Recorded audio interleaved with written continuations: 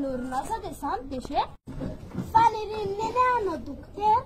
ne fomba ticorazione ni aloha te tsara note tan kumanzo no lasa pilote ni asa fetiko ni ano droit satria faniriko no lasa avocat samita fenanana velana aloha novonofiko zao de ho lasa holo nahoaitsika le ty am'zany malasa mona raha chauffeur ihany elatra mba lasa chauffeur Sara malahazay dia ho lasa dokera. Indrisy mantsy raha teo ambony a. Dada sy neny ty tsy afaka intsony. Mbola samy CP diplôma ary nena. Dia maninona izany natao ao an-tsaina? Samy CP tena marina izany. Raha tatakatrizay mety be mpisay ihany. Satria na teny gasy na teny vahiny a. Ka akairany amin'ny materadia. Misy antenana an'izany raha aman-dreny mba menaka tao. Mamboly dada sy nena mamy mety anatsanana tsy afa mametsy satria dada sy neny sehirana loatra ny olana misy aminay ry be sekolim-panjakana privé tsy mitovy nenareo ray kilasy mety eo mba roapolo nenay atsasapoky tamin'ny ray manontolo aiza kosa dia hoe foky tamin'ny mihitsy e mitima tenenina izay mba vitsy mampiavaka fotsiny nenay zay rehetra atao a dia vao surveiller efa fantatrizay efa dondrina be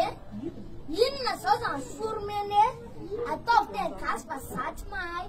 sa orina ampiana sorokaray sekoly mihitsy no hitako sampy a dia mpampianatra amin'ny olam-panana izay no hitako olana amin'ny fanjakana fa tsy sika akory ny teo isan'andro mba nivoatrany ny tena mizaly a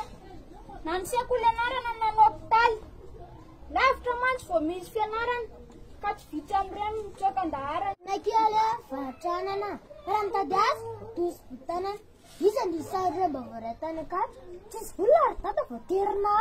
ny zavatra tena magagaka aloha ho minisitra hoe tsisy vola aloha aveo nefa izay no nandeha nianatra tsy nety nandray mihitsy ilay mpampianatra reny ho kabaro fotsiny ihany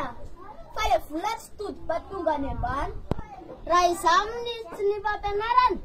ambara tonga foty raisiko tanana dia izay sekolita tena mivoatra ka raha manzareo ataoko mihoatra dia re manana baka mitaingy tamboha aleo ampifanina kely kaloha etoana raha hita manara-dalàna ampidina may sambyireo fanjakana tokony atao amin'ny ministera misy ambaratonga raha mila jerena